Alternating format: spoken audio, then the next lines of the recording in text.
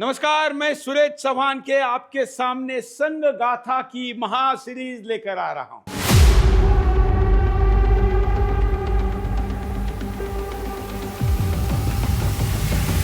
संघ गाथा में आपका बहुत बहुत स्वागत है।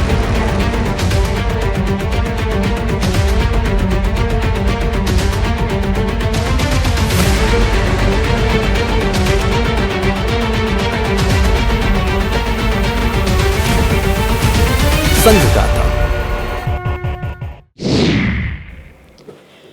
राष्ट्रीय स्वयंसेवक संघ का काम केवल संघ स्थान पर शाखा या बच्चों को खिलाना, युवाओं में, कॉलेज के युवाओं में संघ की शाखा का काम करने तक सीमित नहीं रहा, ना रह सकता था, क्योंकि शत्रुओं ने इस देश में बुद्धि भेद के लिए और बड़े बड़े वैचारिक आंदोलनों को जन्म देकर बुद्धि भेद करने का काम किया। इसलिए साहित्य क्षेत्र में, प्रचार के क्षेत्र में, मीडिया के क्षेत्र में संघ को आना अनिवार्य हो गया था और इसलिए लाखों पुस्तकें लिखी गई।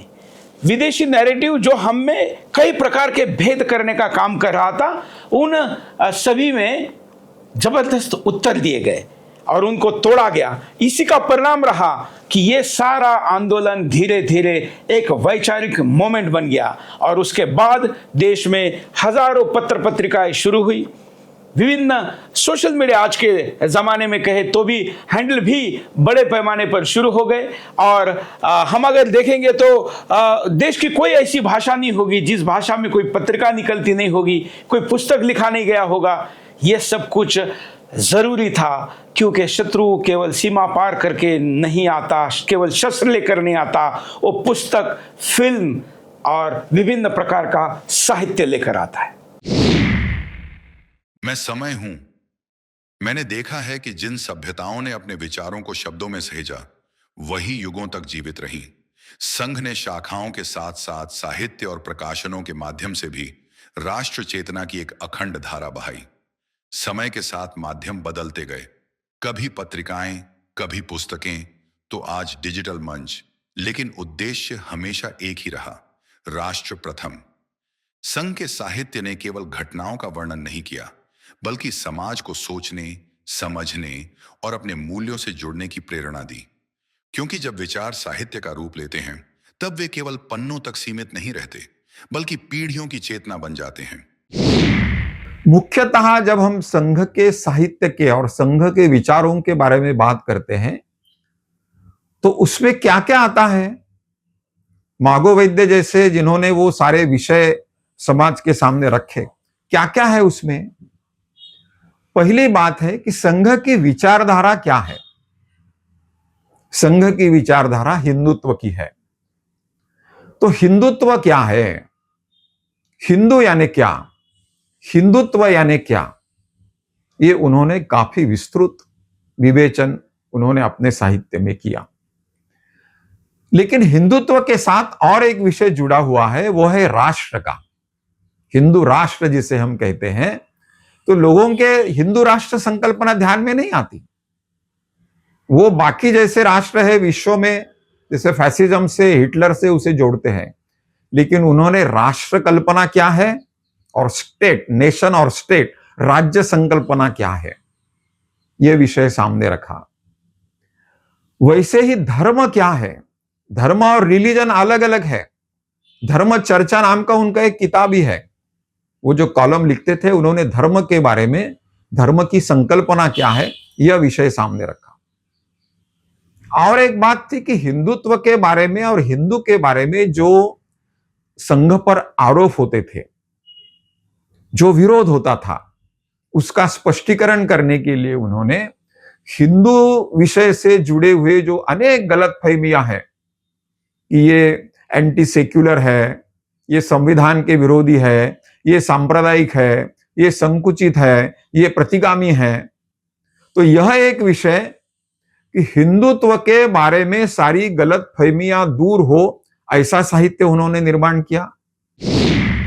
सुरुचि, क्योंकि संघ का प्रेरित, संघ राष्ट्रीय स्वयंसेवक संघ के द्वारा प्रेरित संस्थान है, तो संघ के स्वयंसेवक जो हैं वो भी बड़ी मात्रा में सुरुचि की पुस्तकें लेते हैं और जैसे यदि दिल्ली की बात करें तो दिल्ली में वर्ष में एक बार साहित्य प्रसार दिवस ऐसे संघ के स्वयंसेवक मनाते हैं। उसमें सुरुचि की पुस्तकें अधिक से अधिक लोगों के हाथ में पहुँचें, लोगों का पढ़ने का स्वभाव बने और वो पुस्तकें लें। देखिए, कोई एक लेखक पुस्तक लिखता है तो मुझे लगता है कि अगर ठीक से अनुसंधान करके रिसर्च करके पुस्तक लिखता है तो एक पुस्तक लिखने में 20, 30, 40, 50 तक पुस्तकें वो कंसल्ट करते हैं, उनका अध्ययन करते हैं और उसके बाद उन सब पुस्तकों का एक निचोड़ एक पुस्तक के रूप में देते हैं। तो सबके लिए वो 40-50 पुस्तकें पढ़ना संभव नहीं है, तो वो एक पुस्तक पढ़ के उन 40-50 पुस्तकों की जानकारी ली जा सकती है। जैसे हिंदू कहने के बाद हमारे सामने और एक आता है कि ये प्रतिक्रिया है क्या, फिर इस्लाम क्या है, क्रिश्चियनिटी क्या है, उनकी विचारधारा क्या है, वो इस देश में क्या करना चाहते हैं, देश का विभाजन कैसे हुआ, उनका जो सारा तुष्टीकरण होता है, उनके कारण कश्मीर की समस्या कैसे पैदा हुई, जो घुसखोर भारत में घुसे उनकी समस्या कैसे पैदा हुई, ये सारे समस्याओं के बारे में भी उन्होंने काफी लिखान किया। जैसे 3 से 70 है, उसके बारे में तो ये जो कमेटी बनी थी उसमें मागो वैद्य थे, उसके बारे में भी उन्होंने काफी लिखान किया। तो ये जो राष्ट्रीय समस्याएं थी उसके बारे में भी उन्होंने उस सारे स्तंभ में लिखान किया, लेखन किया और वो एक बड़ा साहित्य मागो वैद्य ने अपने माध्यम से, तरुण भारत के माध्यम से समाज के सामने लाया। लखनऊ में राजेंद्र नगर राष्ट्रीय स्वयंसेवक संघ कार्यालय भारती भवन के पास से निकलो तो कदम ठिठक जाते हैं। छोटी सी जगह है जहां लोकहित प्रकाशन का एक बोर्ड लगा है। जो लोग लखनऊ और भारत में पत्रकारिता के इतिहास को जानते हैं वो इस स्थान के महत्व को भी जानते हैं। यहीं से राष्ट्रीय पत्रकारिता की वो कोपल फूटी थी जो आज एक फलता फूलता वृक्ष बन चुकी है। स्वतंत्रता के बाद सबसे बड़ा प्रश्न था कि अब पत्रकारिता की रूपरेखा क्या होगी। देश को विदेशी शासन से मुक्ति दिलाने का मुख्य ध्येय पूरा हो चुका था। ऐसे में ढेरों पत्र और पत्रिकाएं बंद हो रही थी। लेकिन ऐसे समय में दीनदयाल उपाध्याय जी की प्रेरणा से साप्ताहिक पांचजन्य का प्रकाशन शुरू हुआ, जिसकी कमान थी युवा कवि लेखक अटल बिहारी वाजपेयी के हाथों में। पांचजन्य अर्थात भगवान कृष्ण का शंख। जिस तरह जन्म के साथ ही श्री कृष्ण पर विपत्तियां आईं, उसी तरह आरंभ से ही पांचजन्य के स्वर को दबाने के भरपूर प्रयास हुए। पांचजन्य के जन्म का 1 माह भी पूरा नहीं हुआ था कि गांधी हत्या से प्रभावित वातावरण का लाभ उठाकर सरकार ने फरवरी 1948 में पांचजन्य का गला घोंटने की कोशिश की। उसके संपादक, प्रकाशक और मुद्रक को जेल में बंद कर दिया। उसके कार्यालय पर ताला ठोक दिया। जुलाई 1949 में यह ताला हटते ही पांचजन्य का शंखनाद पूर्ववत गूंज उठा। 1959 में कम्युनिस्ट चीन द्वारा तिब्बत की स्वाधीनता के अपहरण और दलाई लामा के निष्कासन, 1962 में भारत पर चीन के हमले के लिए नेहरू जी की असफल विदेश नीति और रक्षा नीति का दोष, 1972 में भारतीय सेनाओं की विजय को शिमला समझौते की मेज पर गंवा देने के विरुद्ध पांचजन्य सदा मुखर रहा। जून 1975 में इंदिरा गांधी ने आपात स्थिति की घोषणा करके भारतीय लोकतंत्र का गला घोंटने की कोशिश की और मार्च 1977 में आपातकाल की समाप्ति पर ही पांचजन्य पुनः अपनी ध्येय यात्रा आरंभ कर सका। पांचजन्य की यात्रा साधनों के अभाव और सरकारी प्रकोपों के विरुद्ध राष्ट्रीय चेतना की जिजीविषा और संघर्ष की प्रेरणादायी गाथा है। नेहरू सरकार में देश के पहले जीप घोटाले से लेकर इंदिरा गांधी के समय गोरक्षा आंदोलनकारियों पर गोलीबारी तक पांचजन्य ने राष्ट्रीय महत्व के हर विषय को जनता तक पहुंचाने का कार्य किया। समय समय पर पांचजन्य द्वारा प्रारंभ किए गए स्तंभों से स्पष्ट होता है कि राष्ट्र जीवन का कोई भी क्षेत्र या पहलू उसकी दृष्टि से ओझल नहीं रहा। अंतर्राष्ट्रीय घटना चक्र हो या राष्ट्रीय घटना चक्र, अर्थ जगत, तकनीक, शिक्षा जगत, नारी जगत, युवा जगत, राष्ट्र चिंतन, सामयिकी, आजकल इतिहास के झरोखे से, फिल्म समीक्षा, साहित्य समीक्षा, संस्कृति सत्य, सोशल मीडिया का झरोखा खोलता स्तंभ हो या खुद मीडिया की खबर लेता नारद, ये सभी स्तंभ पांचजन्य के साहस और सर्वांगीण रचनात्मक दृष्टि के परिचायक रहे। वर्ष 1948 से लेकर आज तक पांचजन्य लगातार राष्ट्रीय विमर्श को आकार देने में जुटा हुआ है। पांचजन्य ने जो मुद्दे उठाए, लगातार उठाए, राष्ट्रीय मुद्दों पर समाज प्रबोधन और लोकमन का परिष्कार, ये काम पांचजन्य ने किया है। पाकिस्तानी हमले के बाद उपजी परिस्थितियों में या 90 के दशक में कश्मीर की स्थिति और अयोध्या में राम मंदिर आंदोलन से लेकर आज धारा 370 हटने और राम मंदिर बनने तक हर दौर में पांचजन्य की छाप देखी जा सकती है। मैं भारत माता हूँ, सदियों से समय की हर करवट को देखती आई हूँ। जब कोई राष्ट्र केवल अपनी सीमाओं से नहीं बल्कि अपने विचारों और संस्कारों से पहचाना जाता है, तब उसके साहित्य और प्रकाशन उसकी आत्मा बन जाते हैं। राष्ट्रीय स्वयंसेवक संघ ने केवल संगठन खड़ा नहीं किया, बल्कि विचारों की ऐसी धारा तैयार की जो पुस्तकों, पत्रिकाओं और लेखों के माध्यम से समाज के हर वर्ग तक पहुंची। पांचजन्य, ऑर्गेनाइजर और अनेक प्रकाशनों ने राष्ट्रवाद, संस्कृति और भारतीय चेतना को शब्दों में जीवित रखा।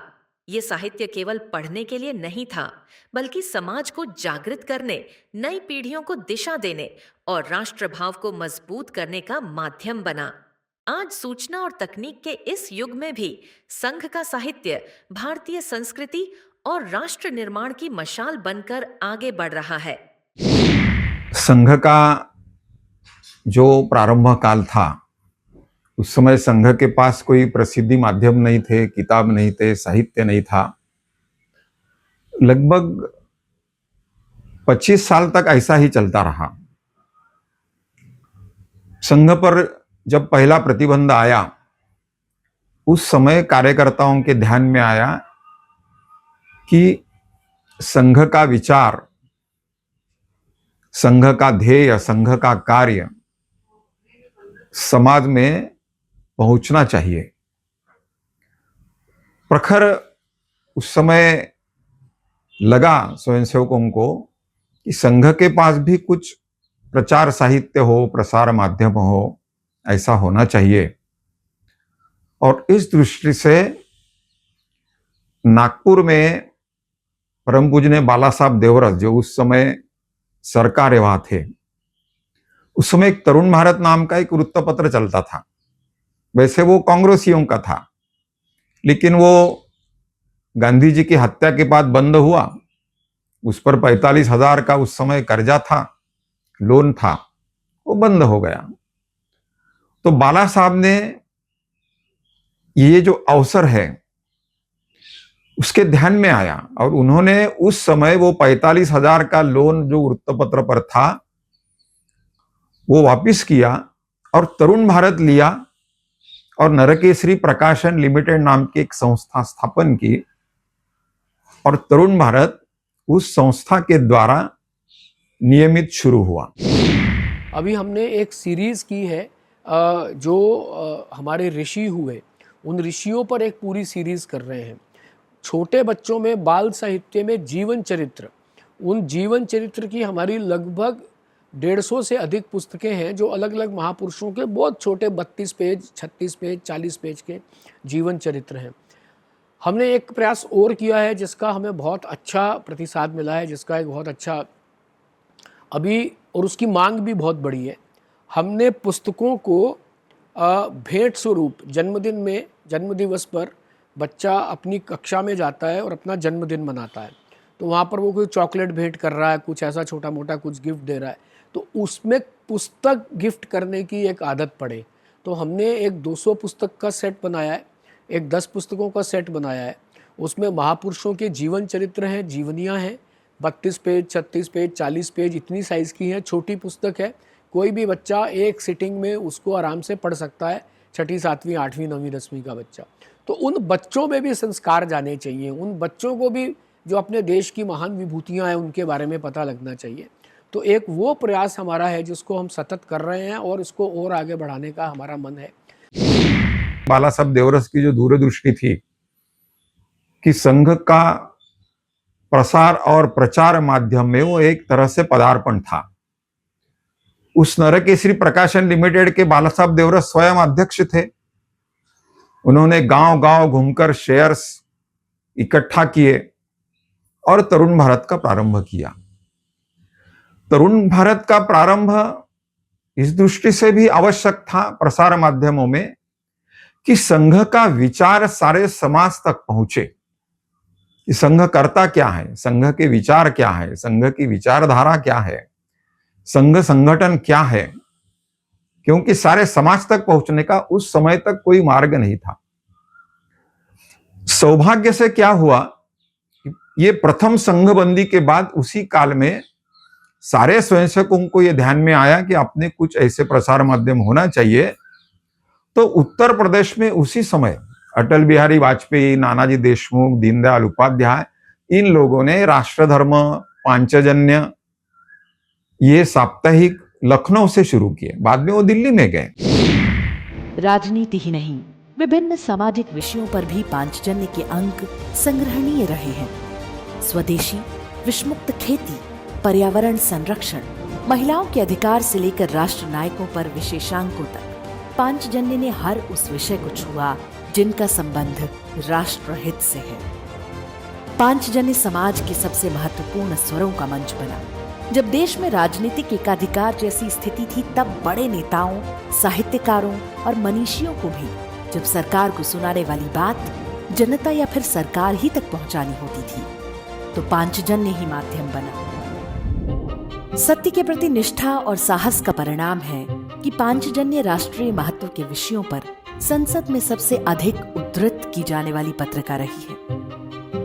अटल जी के बाद पांचजन्य के संपादक पद को सुशोभित करने वालों की सूची में सर्वश्री राजीव लोचन अग्निहोत्री, ज्ञानेंद्र सक्सेना, गिरीश चंद्र मिश्र, महेंद्र कुलश्रेष्ठ, तिलक सिंह परमार, यादव राव देशमुख, वचनेश त्रिपाठी, केवल रतन मलकानी, देवेंद्र स्वरूप, दीनानाथ मिश्र, भानु प्रताप शुक्ल, रामशंकर अग्निहोत्री, प्रबाल मैत्र, तरुण विजय, बलदेव भाई शर्मा जैसे नाम आते हैं।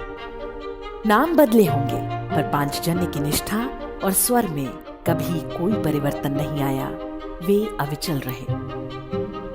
पांचजन्य की पत्रकारिता का निर्बाध प्रवाह जारी है, उस बड़े लक्ष्य के साथ जिसका सपना दीनदयाल जी और अटल जी ने दिखाया है।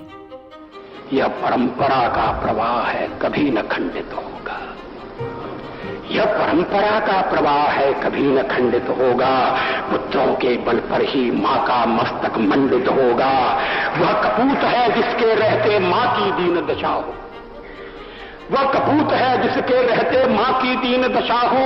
शत भाई का घर उजाड़ता जिसका महल बसा हो। घर का दीपक व्यर्थ मात्र मंदिर में जब अंधियारा। कैसा हास विलास के जब तक बना हुआ बंटवारा। किस बेटे ने मां के टुकड़े करके दीप जलाए। किस बेटे ने मां के टुकड़े करके दीप जलाए। किसने भाई की समाधि पर ऊंचे महल बनाए। चिता भस्म पर किसने सुख के स्वर्णिम साज सजाए। किसने लाखों के विनाश पर जय के वाद्य बजाए। किस कपूत ने टूट पंचनद को कर डाला लाल। किसके पापों का प्रतिफल है भोग रहा बंगाल। किस कपूत ने भूत पंचनद को कर डाला लाल। किसके पापों का प्रतिफल है भोग रहा बंगाल। किसने आग लगाकर अपने घर में किया उजाला। किसने निज का सुख खरीद मां का विक्रय कर डाला। शस्य श्यामला स्वर्ण भूमि क्यों हुई आज कंगाल। किसके कारण देवभूमि ने आज अभाव अकाल। जग जननी ने भीख मांगने का दुर्दिन क्यों देखा। पुत्रों के पापों का फल है यह नियति का लेखा। जग जननी ने भीख मांगने का दुर्दिन क्यों देखा। पुत्रों के पापों का फल है यह नियति का लेखा। सूर्य गिर गया अंधकार में ठोकर खाकर। इन पंक्तियों को ध्यान दीजिए। सूर्य गिर गया अंधकार में ठोकर खाकर। भीख मांगता है कुबेर झोली फैलाकर। कण कण को मोहताज कर्ण का देश हो गया, मां का अंचल द्रुपद सुता का केश हो गया। सूर्य गिर गया अंधकार में ठोकर खाकर, भीख मांगता है कुबेर झोली फैलाकर, कण कण को मोहताज कर्ण का देश हो गया, मां का अंचल द्रुपद सुता का केश हो गया। जब तक अधरों में न भीम की शोण की प्यास जगेगी, तब तक उनसे अपमानों की ज्वाला नहीं बुझेगी। मैं भगवा ध्वज हूं, मैं मात्र एक रंग नहीं, मैं युगों की तप परंपरा का प्रतीक हूं। मैं उन अनगिनत बलिदानों की लौ हूं जिन्होंने इस भूमि को अक्षुण्ण रखा। संघ के साहित्य और प्रकाशनों ने मेरे संदेश को शब्दों की शक्ति दी है। इन पुस्तकों, लेखों और पत्रिकाओं ने भारत के इतिहास, संस्कृति और राष्ट्र धर्म को समाज के सामने सशक्त रूप में प्रस्तुत किया। जब जब समाज भ्रम और दिशाहीनता की ओर बढ़ा, तब तब विचारों की यह ज्योति मार्गदर्शक बनी। संघ का साहित्य केवल अक्षरों का संग्रह नहीं, बल्कि राष्ट्र जागरण का एक सतत अभियान है, जिसने लाखों लोगों के मन में भारतीयता का भाव प्रज्वलित किया है। राम जन्मभूमि का एक बहुत बड़ा आंदोलन चला और उस आंदोलन में एक पक्ष के संबंधित अधिक पुस्तकें, अधिक साहित्य और वो सब आया, जिसके कारण से पूरा समाज भी दिग्भ्रमित हुआ। परंतु कुछ ऐसी पुस्तकें भी आनी चाहिए जो ठीक पर्सपेक्टिव दें। तो वो पर्सपेक्टिव देने के लिए तो सुरुचि प्रकाशन ने कुछ पुस्तकें लेकर के आए। ऐसे ही एक समविचारी हमारे प्रकाशक हैं, परंतु वो माने संघ और राष्ट्रीय विषयों पर पुस्तकें छापते हैं, परंतु वो एक व्यक्तिगत प्रकाशन है, प्रभात प्रकाशन। तो उन्होंने भी ऐसी राष्ट्रीय विषयों की बहुत अच्छी अच्छी पुस्तकें की। ऐसे ही अर्चना प्रकाशन है मध्य प्रदेश में, जो मध्य प्रदेश और छत्तीसगढ़ में हिंदी में अच्छी पुस्तकें करता है। लोकहित प्रकाशन उत्तर प्रदेश में करता है। ऐसे ही राष्ट्रोत्थान परिषद जो है वो कन्नड़ में करता है। श्री भारती प्रकाशन जो है वो मराठी में करता है। कुरुक्षेत्र प्रकाशन जो है वो मलयालम में करता है।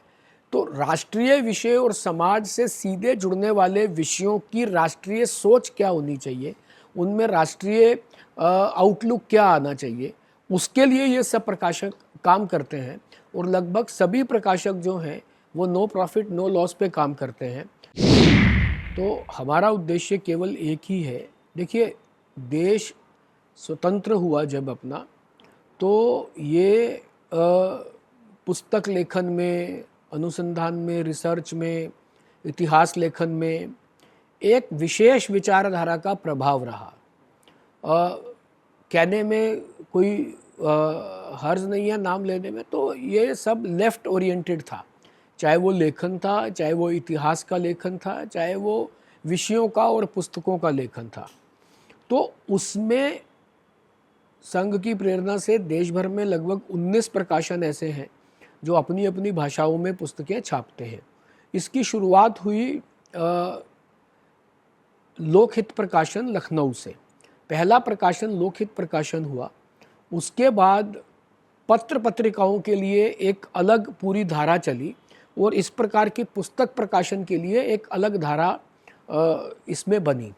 जैसे अगर पत्र पत्रिकाओं की बात करें तो उसमें पांचजन्य है, ऑर्गेनाइज़र है, विक्रम है, इस प्रकार की लगभग 12-13 प्रकाशक जो हैं वो इस प्रकार की पत्र पत्रिकाएं चलती हैं।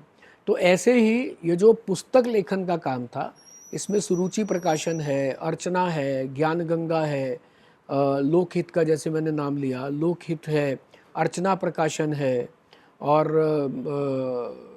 साधना प्रकाशन है। तो इस प्रकार के 18-19 प्रकाशक वो हुए जो अलग अलग भाषाओं में हैं। आज हिंदी में, पंजाबी में, गुजराती में, मराठी में, कन्नड़ में, मलयालम में, तेलुगु में, उड़िया में, बांग्ला में, इन सब भाषाओं में संघ का साहित्य, या ये जिसको हम राष्ट्रीय साहित्य कहते हैं, ये संघ के जो प्रेरणा प्राप्त, जो संघ की प्रेरणा से प्रारंभ हुए प्रकाशक हैं, ये उनका प्रकाशन करते हैं। बहुत सारे विषय थे जिन पर अच्छी पुस्तकें आनी चाहिए थी, नहीं आई। तो उन सब पुस्तकों को लेकर आना, जैसे मान लीजिए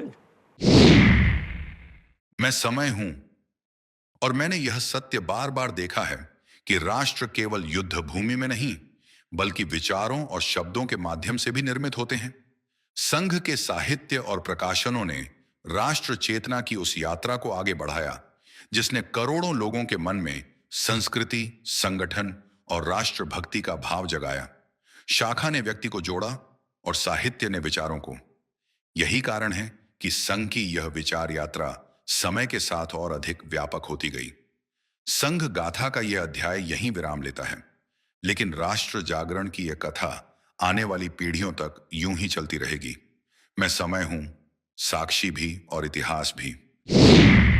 तो आज के एपिसोड में हमने प्रयास किया कि आपके सामने संघ, साहित्य, प्रचार अर्थात आज की भाषा में मीडिया, ये सारे क्षेत्र में संघ क्या काम करता है, कैसे करता है, ये दिखाने का प्रयास किया। हालांकि संघ मीडिया में, प्रचार में दूर रहता है, इस कारण शत्रु को ज़्यादा स्पेस मिलता है। इसलिए मैंने तो अब तक जितने सरसंघ चालक हुए मेरे आयु में, जब से मैं मीडिया में हूँ, सबसे मैंने आग्रह किया कि इस विषय में काम हो। प्रचारकों को आज भी कहता हूँ कि अगर हम जगह खाली छोड़ेंगे तो वहाँ पर शत्रु आकर उस वैक्यूम को भरेगा और हमारा और हमारे लोगों का बुद्धिभेद करने का प्रयास करेगा।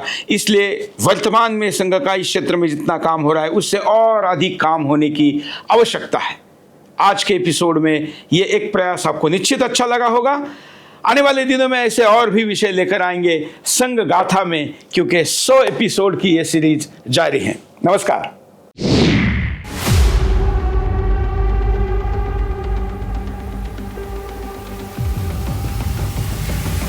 संघ गाथा में आपका बहुत बहुत स्वागत है।